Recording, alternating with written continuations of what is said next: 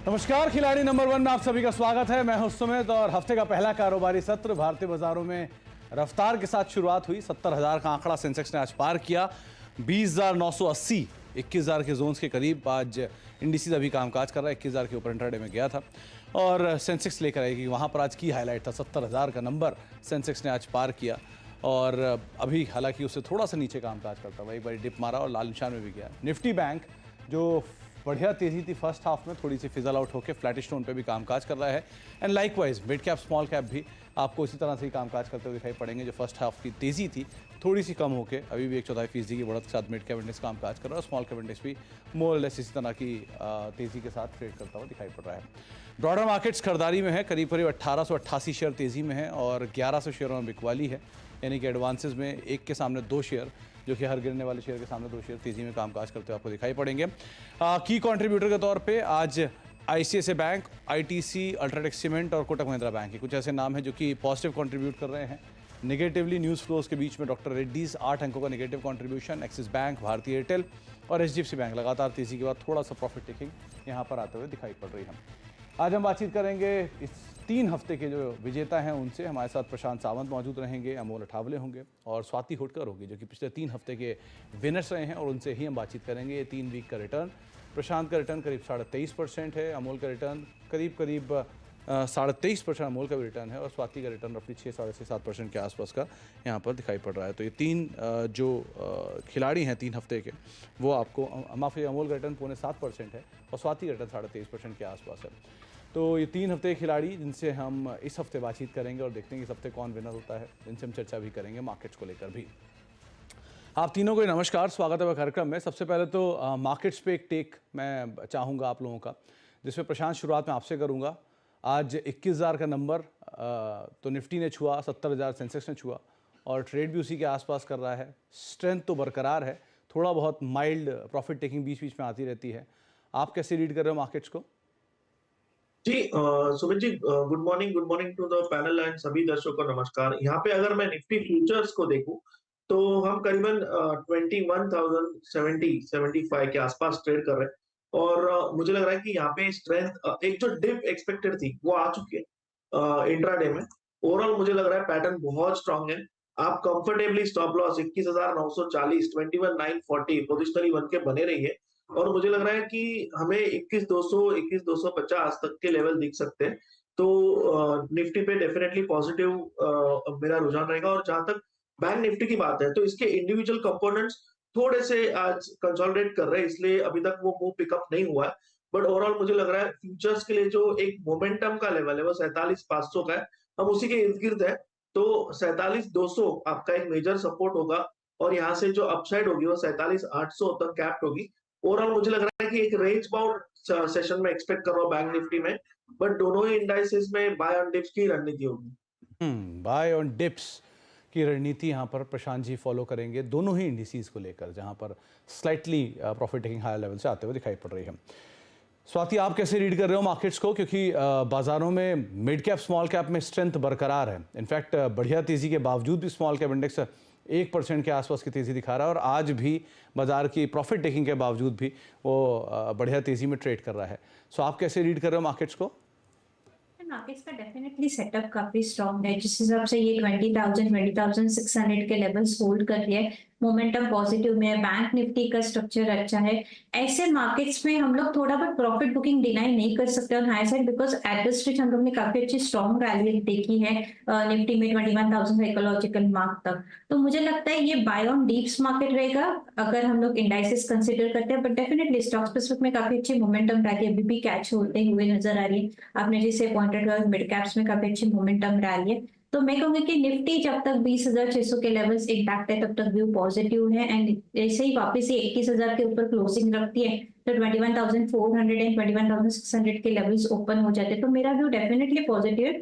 Stock specific रहना चाहिए market में, स्ट्रिक्ट स्टॉप लॉस के साथ खेलना चाहिए, मेरी स्ट्रेटेजी रहेगी। तो आप रहेंगे तो लॉन्ग ही, लेकिन स्टॉप लॉसेस स्ट्रिक्टली फॉलो करिएगा मार्केट्स को लेकर। निफ्टी बैंक दोनों ही केसेस में यही राय स्वाति आपको दे भी रहे हैं। अमोल, आप भी सेम ही स्टांस रखते हो लॉन्ग साइड का, बाय ऑन डिप्स का, या कोई चेंज है आपके स्टांस में? जी, सुमित जी नमस्ते। जैसे कि प्रशांत जी और स्वाति जी ने कहा, काफ़ी सिमिलर है मेरा भी व्यू उसमें।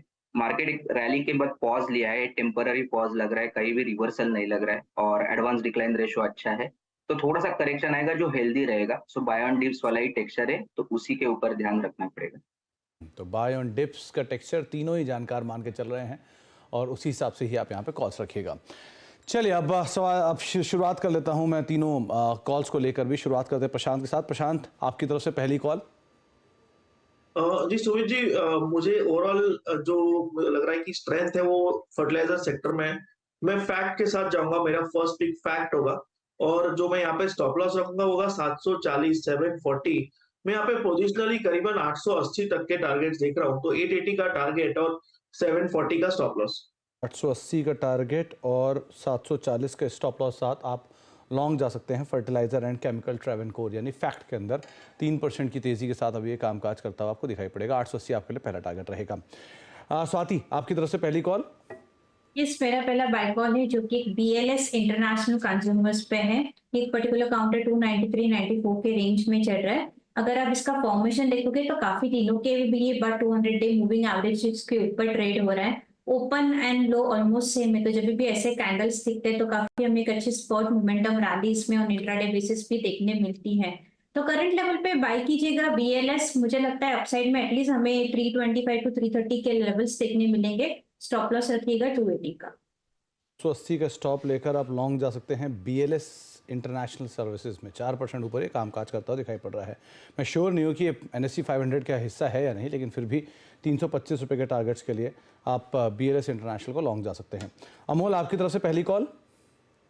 जी, मुझे एक लुपिन अच्छा लग रहा है पोजिशनल पॉइंट ऑफ व्यू से। 1241 के आसपास चल रहा है। पोजिशनली टारगेट लग रहा है 1325 तक का और स्टॉप लॉस उसका रहेगा 1211। एक करेक्शन के बाद स्टॉक अच्छे रिट्रेसमेंट लेवल पे है। आई थिंक यहाँ से एक टेक्निकल फ्रेश बाउंस बैक आने आ सकता है।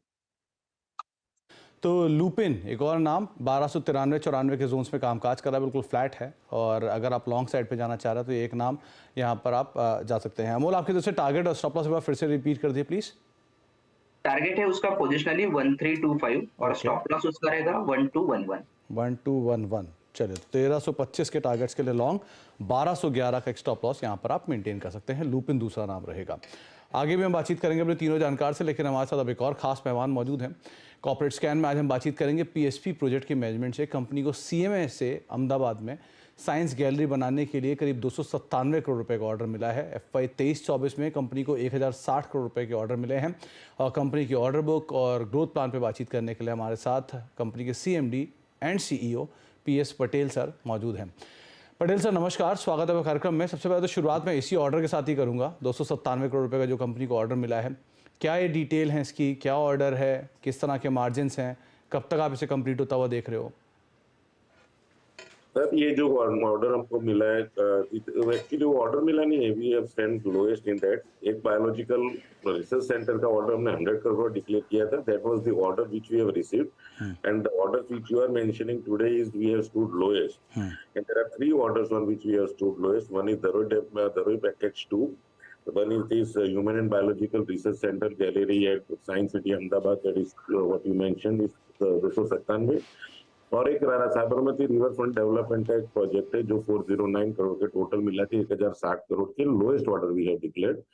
और जो प्रोजेक्ट आप बात कर रहे थे, साइंस सिटी म्यूजियम जो बन, साइंस सिटी हमारा अहमदाबाद का एरिया है जहाँ पे सारे म्यूजियम की एक डेवलपमेंट हो रही है, उसमें ये तीसरा म्यूजियम बनाने हम जा रहे हैं।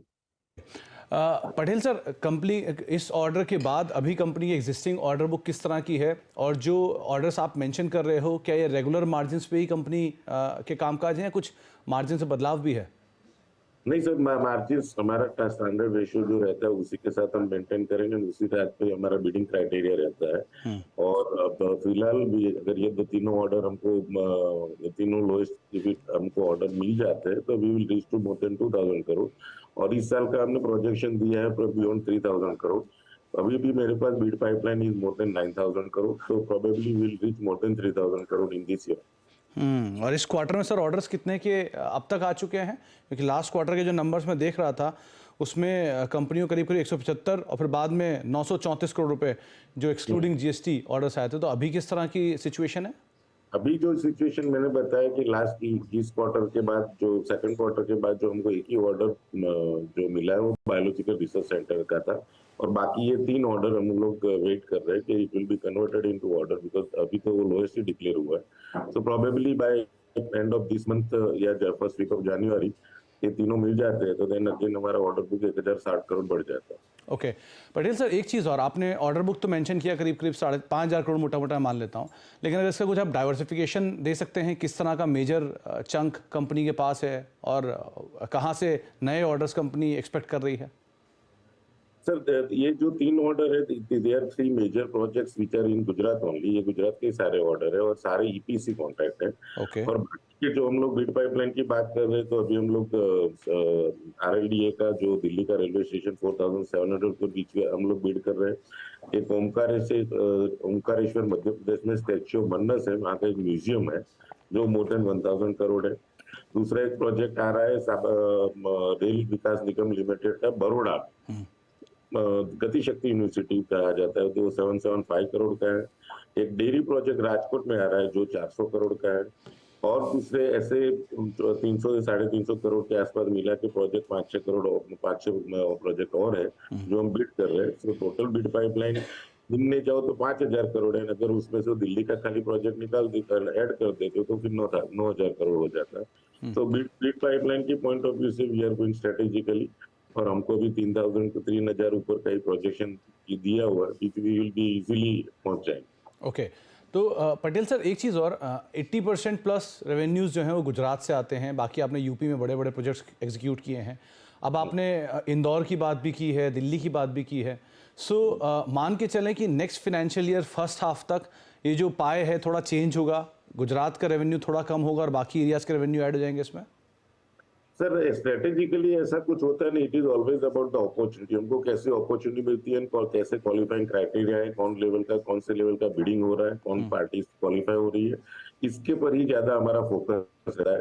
बाकी गुजरात के बाद जहाँ जहाँ अपॉर्चुनिटी मिलती है हम लोग बिड भी करते हैं, वी आर कीन ऑल्सो। ऐसा भी नहीं है कि it is area based, but अभी गुजरात की बात करें तो गुजरात स्ट्रेटेजिकली काफी प्रोजेक्ट लेके टूरिज्म में भी आ रही है। स्पोर्ट्स जैसे अभी ओलंपिक्स डिक्लेयर हुआ है तो स्पोर्ट्स के रिलेटेड भी काफी प्रोजेक्ट आएंगे। म्यूजियम रिलेटेड भी प्रोजेक्ट, जैसे मैंने अभी कहा कि म्यूजियम, साइंस सिटी म्यूजियम के सारे प्रोजेक्ट नए बन रहे हैं। सो अभी पैकेज 3 जो पैकेज 2 धरोई डैम का आया है उसमें हम लोएस्ट है, वो हमको ऑर्डर मिलना चाहिए, और तीसरा पैकेज भी आ रहा है। So it may be both way कि जैसे जहाँ भी अच्छी अपॉर्चुनिटी होगी, अच्छे मार्जिन होगी, अच्छी कंपटीशन होगी, वहीं हम बीट करेंगे। ओके चलिए पटेल सर, बहुत बहुत शुक्रिया, समय का अभाव था वरना आपसे और बात करते हैं, लेकिन बहुत बहुत शुक्रिया अपना समय हमें देने के लिए और हमसे बातचीत करने के लिए, तमाम डिटेल्स पर, कंपनी के ऑर्डर एग्जीक्यूशन ऑर्डर्स पर। लौटते हैं अब वापस तीनों खिलाड़ियों के पास और एक एक करके तीनों से और कॉल्स लेते हैं। प्रशांत, आपकी तरफ से दूसरी कॉल? थर्ड कॉल रेडी है। थर्ड कॉल मेरा होगा बीच में garden range shipyard GRSC 841 second miss के। कर गए बीच में, पहले तो सेकंड कॉल आएगी फिर थर्ड आएगी, तो पहले सेकंड कॉल क्या है आपकी? जी I am sorry Sumit ji. मेरी सेकंड कॉल होगी रेलटेल। तो यहाँ पे मुझे लग रहा है बहुत अच्छा पैटर्न और एक अच्छी डिप आई है स्ट्रॉन्ग मूव के बाद। तो यहाँ पे मैं 265 का स्टॉप लॉस, 265 का स्टॉप लॉस रखूंगा, और जो मेरा टारगेट होगा वो होगा करीबन 360 से लेके 370 तक। 360-370 के टारगेट्स के लिए रेलटेल, 265 एक स्टॉप लॉस यहाँ पर आप मेंटेन करेंगे। इसके अलावा अमोल, आपकी तरफ से दूसरी कॉल? जी मुझे कैस्ट्रॉल अच्छा लग रहा है, एट करंट लेवल 141 के आसपास चल रहा है, बट पोजिशनली है 151 तक जा सकता है, और स्टॉप लॉस उसका रहेगा 137.50। कंसोलिडेशन में स्टॉक टाइम लेगा थोड़ा सा, बट ओवरऑल टेक्सचर बता रहा है कि एक प्रॉमिसिंग रिवर्सल इसमें जो आया है वो कंटिन्यू रह सकता है। 151 रुपये के टारगेट्स के लिए आप लॉन्ग जा सकते हैं, 137.50 का स्टॉप लॉस रखें। लार्ज अंडर परफॉर्मर है इस पूरी तेज़ी में भी, लेकिन अगर परफॉर्म करता है तो 151 तक की चाल यहाँ पे देखने को मिल सकती है। स्वाति, आपकी तरफ से दूसरा नाम? यस, दूसरा कॉल मेरा PPL फार्मा पे है। ये पर्टिकुलर काउंटर 129.70 के रेंज में चल रहा है। आज उसने काफी साइडवेज कंसोलिडेशन फेज का ब्रेकआउट दिया है जो कि 130 के रेंज में था। आई बिलीव इसमें डाउनसाइड सपोर्ट हम लोग ने काफी अच्छा देखा है 123-124 रेंज में, तो एक 123 का स्टॉप लॉस रखिएगा for immediate target of 145 levels. 145 के टारगेट्स के लिए आप लॉन्ग जा सकते हैं, 123 का एक स्टॉप लॉस मेंटेन कर सकते हैं। पिरामल फार्मा में केपेक्स की बातचीत भी रिसेंटली कुछ आते हुए दिखाई पड़ी थी मैनेजमेंट की तरफ से। प्रशांत, अब आता है तीसरा नाम, बताइए। जी सुमित जी, मेरा जो थर्ड पिक होगा वो होगा जीआरएसी गार्डन रिच, और यहाँ पे जो करंट प्राइस है करीबन 843 है। मेरा स्टॉप लॉस होगा 810, 810। मैं जो टारगेट देख रहा हूँ पोजिशनली वो होगा 950, 950 के एरिया। प्रशांत, सारी सब पीएसयूज, ऐसा क्यों? जी ओवरऑल सुमित जी मोमेंटम काफी स्ट्रांग लग रहा है, तो मुझे लग रहा है यहाँ पे एक अच्छी मूव आ सकती है। तो गार्डन रीच 950 के टारगेट्स के लिए, इससे पहले रेलटेल और जो जीएनएफ फैक्ट है, यहाँ पर भी खरीदारी चलने की राय प्रशांत आपको दे रहे थे। अमोल, आपकी तरफ से तीसरा नाम। आई थिंक मुझे मुथूट फाइनेंस अच्छा लग रहा है, 1430 के आसपास चल रहा है। ये भी पोजिशनली है, थोड़ा सा टाइम ले सकता है, बट 1530 तक ये इसका रैली हो सकता है आगे जाके भी, और 1396 उसका स्टॉप लॉस रहेगा। एक रैली के बाद कंसोलिडेशन है, आई थिंक ये पॉजिटिव कंसोलिडेशन दिख रहा है, और यहाँ से एक फ्रेश अप ट्रेंड आने के चांसेस पूरे हैं। तो मुथूट फाइनेंस 1530 के टारगेट्स के लिए आप लॉन्ग जाएंगे और करीब 1396 का एक स्टॉप लॉस मेंटेन करेंगे। ये तीसरी कॉल जो है ये अमूल की तरफ से आते हुए दिखाई पड़ी है। स्वाति, आपकी तरफ से तीसरी कॉल। यस, तीसरी भी मेरी बाय कॉल है, जो कि है इंडियन एनर्जी एक्सचेंज पे, आईईएक्स पे 154 पे रेट पे चल रहा है। लास्ट 2022 से हम लोग ने देखा था काफी करेक्शन ये पर्टिकुलर स्टॉक्स में देखा था, 300 से लेके ऑलमोस्ट ये 150, 140 तक हम लोग ने मूवमेंट है। अभी ये वीकली अगर मंथली चार्ट देखोगे तो एक राउंडिंग बॉटम बन रहा है, तो मुझे लगता है यहाँ पे बॉटम फॉर्मेशन हो रहा है। नीचे में काफी क्लस्टर सपोर्ट्स उसने 120, 125 के रेंज में बिठा चुका है, और तो मुझे लगता है इसमें काफी अच्छी स्पर्ट रैली या पुल बैक रैली हमें नजर आ सकती है, मिनिमम एटलीस्ट 170 के लेवल्स तक। तो करंट लेवल पे बाय कीजिएगा, स्ट्रिक्ट स्टॉप लॉस रखिएगा 148 का और इमीडिएट टारगेट ऑफ 170। 148 का स्ट्रिक्ट स्टॉप लॉस, 170 के टारगेट्स के लिए आप लॉन्ग साइड पे जा सकते हैं। तीन कॉल्स तीनों खिलाड़ियों की तरफ से हो चुकी है। एक ब्रेक का वक्त हो गया है, ब्रेक के बाद लौटते हैं और तीनों खिलाड़ियों का पोर्टफोलियो रैप करते हैं और देखते हैं किस तरह के रिटर्न्स वहाँ पे जनरेट हो रहे हैं। स्टूडेंट ब्रेक के उस पर खिलाड़ी नंबर 1 और तीनों खिलाड़ियों के पोर्टफोलियो इसके ऊपर नजर डाल लेते हैं, कौन कौन सी कॉल्स हैं वो देख लेते हैं। तो शुरुआत करता हूँ पहले प्रशांत जी के पोर्टफोलियो के साथ, जहाँ पर फर्टिलाइजर एंड केमिकल ट्रेवनकोर उनकी तरफ से आया है 880 रुपये के टारगेट्स के लिए। रेलटेल को उन्होंने चुना है 360 रुपये के टारगेट्स के लिए, और गार्डन रीच शिप बिल्डर्स को 950 के टारगेट्स के लिए 810 का स्टॉप लॉस यहाँ पर आप मेंटेन कर सकते हैं। Contribution wise fact flat to positive, RailTel 1.5% का पॉजिटिव कंट्रीब्यूशन, और गार्डन रीच शिप बिल्डर्स करीब 0.5% का पॉजिटिव कंट्रीब्यूशन यहाँ से आता हुआ दिखाई पड़ रहा है।